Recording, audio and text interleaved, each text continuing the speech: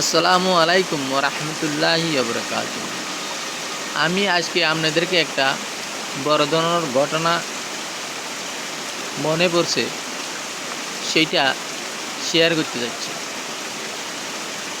কারণ কেউ কেউ বলে না, ওই কথাটা মনে যত ধরে রাখুন কেন রাখতে পারবেন না যদি অন্য একটা ফ্রেন্ডকে না বলেন। তাই আমি যত লোক শোনার আছে, যত লোক শুনবে তাদের জন্য আমি এই ঘটনাটা নিয়ে এসেছি। আমার বুকের ব্যথাটা যেন একটু কম। একজন বয়স্ক লোক কালকে বিকালবেলা 9টা-10টার সময় আমাকে কয়, ছেলে ভাই, এই ছেলে বেটা, এইখানেতে অনেক কিছু শুনতেছি।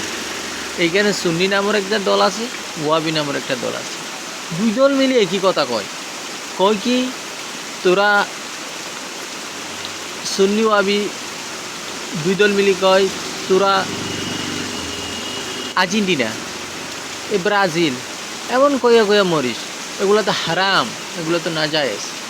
কেলা কোনো ধরনের জায়েজ হয় না। তখন আমার মনে একটা কথা ছিল, সে কথাটা আমি দাবি ধরতে পারলাম না। না পাইরে আমি কইয়া দিলাম, কইলাম, ভাই গো, চাচা,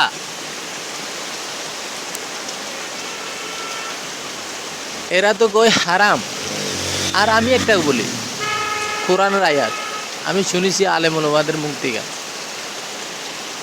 যে কোনো একটা মানুষ অন্য একটা মানুষকে নিজের সতর দেখাবে, আরেকজন মানুষ সতর দেখবে। ওই সতরটা যারা দেখবে আর যারা দেখাবে, আল্লাহ পাক তবারক ওয়া তাআলা নিজে কয়, তোদের উপর আমার লানত। ও কেডা? সতর দেখাবে, সতর দেখবে, ওদের উপর আল্লাহর লানত। আমি আল্লাহর লানত, কে কয়? আল্লাহ নিজে কয়। তাহলে আমার মেয়ে স্কুলে যাইতেছে, ওর মুখ ডাকে নাই। আমার মেয়ে স্কুলে যাইতেছে, হাতে মৌজা পরে নাই।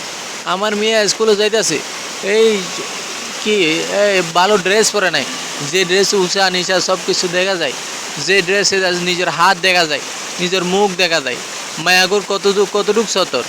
তাহলে আমরা কোথায় আছি? এখন মুসলমানদের উপর জায়গা পর জায়গা লানত চলতেছে। কেন?